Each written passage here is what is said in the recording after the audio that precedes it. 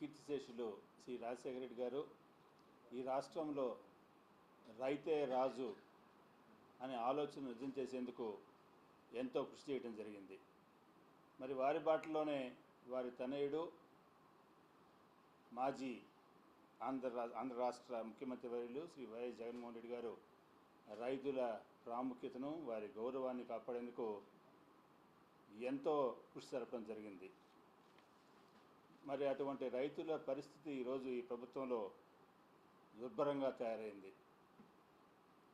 పండించే పంటకు ఎరువులు లేక నానా కష్టాలు పడుతూ ప్రభుత్వ రంగ సంస్థల్లో దొరక్క బ్లాక్ మార్కెట్లో కొనుక్కోవడానికి అధిక ధరలు వెచ్చించలేక వారు పడే బాధలు వర్ణనాతీతం.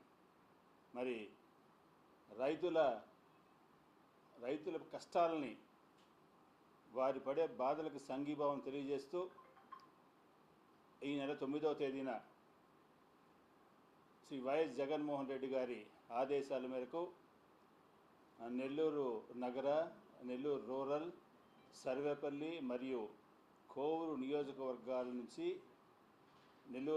నెల్లూరు వైఎస్ఆర్ కాంగ్రెస్ పార్టీ అధ్యక్షులు గౌరవనీయ శ్రీ కాకాని గోవర్ధన్ రెడ్డి గారు, అదేవిధంగా గౌరవ ఎమ్మెల్సీ గారు శ్రీ చంద్రశేఖర్ రెడ్డి గారు, రూరల్ ఇన్ఛార్జ్ శ్రీ విజయ్ కుమార్ రెడ్డి గారు, అదేవిధంగా కోవూరు ఇన్ఛార్జ్ పెద్దలు శ్రీ ప్రసన్న కుమార్ రెడ్డి గారి ఆధ్వర్యంలో, వారి నేతృత్వంలో, వారి నాయకత్వంలో 4 నియోజకవర్గాల వైఎస్ఆర్ కాంగ్రెస్ పార్టీ నాయకులు, కార్యకర్తలందరితో పాటు 4 నియోజకవర్గాల రైతన్నలతోటి కలిసి వారి సమస్యల మీద ఆందోళన తెలియజేస్తూ ఒక వినతి పత్రాన్ని ఆర్డీఓ గారికి సమర్పించాలని చెప్పి ఒక కార్యక్రమాన్ని రూపొందించడం జరిగింది.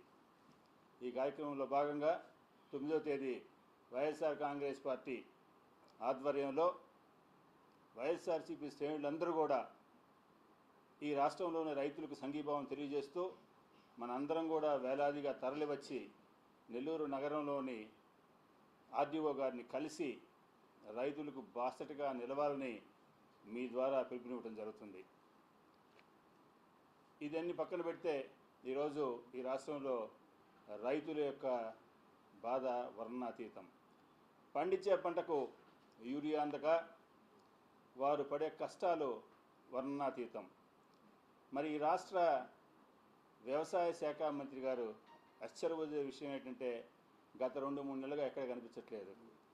సడన్గా ఈ మధ్య ప్రత్యక్షమయ్యి ఆయన అనటము ఈ సమస్య అనేది ఉంది రాష్ట్రంలో. ఎందుకు ఇలా జరిగిందంటే ప్రైవేటు రంగ సంస్థలకి ఎరువులను ఎక్కువ కేటాయించిన దానివల్ల ఈ కొరత ఏర్పడింది అని ఒక రాష్ట్ర వ్యవసాయ శాఖ మంత్రి పొజిషన్లో ఉండి ఆయన చెప్పటం సిగ్గుచేటని వైఎస్ఆర్ కాంగ్రెస్ పార్టీ తెలియజేస్తుంది. మేమేమంటామంటే సాధారణంగా ఈ రాష్ట్రంలో సుమారుగా సంవత్సరానికి 6 నుంచి 7 లక్షల మెట్రిక్ టన్నుల యూరియా అవసరం. మరి ఆ యూరియాని మన రాష్ట్రానికి కేటాయిస్తే 50% యూరియాని మార్కెట్కి, 50% యూరియాని ప్రైవేట్ సంస్థలకి ఇవ్వడం జరుగుతుంది, కేటాయించడం జరుగుతుంది. ఈ మార్కెట్కి ఇచ్చిన 50% ఎరువుల్ని వారి దగ్గర నుంచి మార్కెట్ యార్డ్ ద్వారా, వారి ద్వారా పిఏసిఎస్, ఎఫ్పిఓల ద్వారా రైతులకు అందించడం జరుగుతుంది. మిగతా 50% ప్రైవేటు సంస్థలకు ఇచ్చిన వాటి నుంచి వారి దుకాణాల ద్వారా రైతులకు విక్రయించడం జరుగుతుంది. మరి ఈరోజు జరిగింది ఏంటంటే ప్రభుత్వ రంగ సంస్థలలోకి కేటాయించాల్సిన ఎరువుల్ని దొంగచాటుగా ప్రైవేటు సంస్థలు కేటాయించి కృత్రిమ ఎరువు అందుబాటులో లేని దాన్ని, వారి కృత్రిమ ఎరువు లోటుని కనపరిచి బ్లాక్లో దాన్ని అమ్ముకొని ప్రతి దగ్గర కూడా దాచుకో అనే నినాదాన్ని నిజం చేస్తూ గడిచిన 1.5 సంవత్సర కాలంగా కాలం వెలుగుతుంది ఈ తెలుగుదేశం పార్టీ. ఎంఆర్పి ఒక బస్తాకి 270 రూపాయలు ఉంటే వాటిని ప్రైవేటు మార్కెట్కి తరలించి, బ్లాక్ మార్కెట్కి తరలించి అక్కడ బ్లాక్ చేసి ఒక్కొక్క బస్తాన్ని 450 నుంచి 600 రూపాయలకు విక్రయించడం జరుగుతుంది. మరి ఇంత పోలీస్ వ్యవస్థ, ఇంత విజిలెన్స్ వ్యవస్థలు ఈ రాష్ట్రంలో ముఖ్యమంత్రి గారికి ప్రభుత్వానికి అందుబాటులో ఉండి మరి ఇంత చీకటి దందాన్ని ఎందుకని వీరు కంట్రోల్ చేయలేకపోతున్నారు? ఎందుకని ఎక్కడ కూడా ఇబ్బంది పడకుండా సాఫీగా ఈ చీకటి దందా జరిగిపోతుందో నాకు అర్థం కావట్లేదు. మేము అనేది ఏంటంటే 6 నుంచి 7 లక్షల మెట్రిక్ టన్నుల యూరియాలో ఒక బస్తాకి 200 నుంచి 300 రూపాయలు ఎక్కువ రేటు అమ్మి డబ్బులు సంపాదిస్తుంటే సుమారు 200 నుంచి 300 కోట్ల రూపాయల అవినీతి దందా దీంట్లో జరిగిందని తెలియజేస్తున్నాను. మరి 200 నుంచి 300 కోట్ల రూపాయలు ఈ అవినీతి మొత్తంలో ఎవరి వాటా ఎంత నిగ్గుతేల్చాల్సిన బాధ్యత ఈ రాష్ట్ర వ్యవసాయ శాఖ మంత్రి శ్రీ అచ్చెన్నాయుడు గారి మీద ఉంది. మరి ఆయన అంటారు ఇటువంటి జరిగిన తప్పిదాలను కూడా రైతులకు క్షమాపణలు చెప్పి వారికి ఏ విధంగా నుంచైనా కూడా మీ అందరికి కూడా మీ అవసరాలకు నేను అందుబాటులో ఉన్నానని చెప్పాల్సిన వ్యక్తి ఆయన తుస్కారంగా అవమానపరుస్తూ రైతుల్ని బఫెట్ లంచ్ల్లో అయితే కిలో నుంచుంటారా, ఎరువుల కోసం కిలో నుంచోరా అని ఆయన అనటం హాస్యాస్పదం, అవమానకరం. క్షమించరు ఈ రాష్ట్ర రైతాంగం. ఆయన వ్యవసాయ శాఖ మంత్రిగా ఉండి ఆయన మాట్లాడిన మాటల్ని ఎటువంటి పరిస్థితుల్లో కూడా ఈ రాష్ట్ర రైతాంగం మర్చిపోరు, అతన్ని క్షమించరని చెప్పి ఈ సందర్భంగా తెలియజేస్తున్నాను.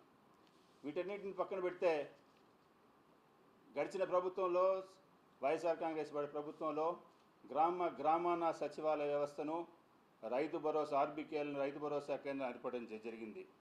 మరి ఈ ప్రభుత్వం ఆ రైతు భరోసా కేంద్రాలని ఎందుకని ఉపయోగించుకోవట్లేదు? వారి ద్వారా ఎరువులను ఎందుకని పంపిణీ చేయట్లేదు? పోనీ విజిలెన్స్ ద్వారా కానీ పోలీస్ వ్యవస్థల ద్వారా కానీ బ్లాక్ దందా జరుగుతున్న ప్రైవేటు సంస్థల మీద దాడి చేసి ఆ అధికారుల సమక్షంలోనే ఆ ఎరువులను రైతులకు ఎందుకు పంచిపెట్టడం లేదు? ఎందుకని దీని మీద క్రియాశీలకంగా మీరు యాక్షన్ తీసుకోవటం లేదు? ఆ రైతులంటే అంత చిన్న చూపా మీకు? అంత లెక్కలేంతనమా? అంటే అధికారంలోకి వచ్చేసాం కదా, ఇంకా 5 సంవత్సరాలు మనం ఏమి చేయలేదు, ఎవరించలేదని భరోసానా? జరగదలా.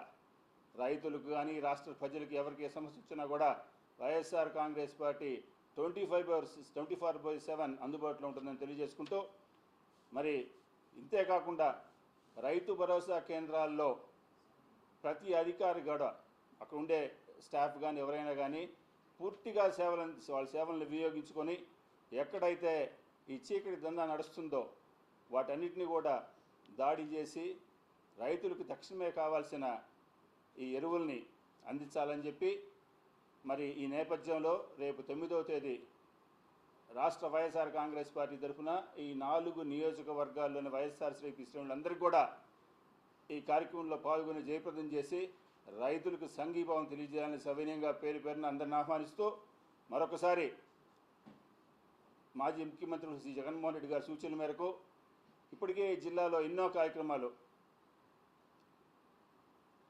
ప్రభుత్వంలో ఏర్పడిన 2-3 నెలల నుంచే మేము ఎన్నో కార్యక్రమాలు, ఎన్నో ఉద్యమాలు చేశాం.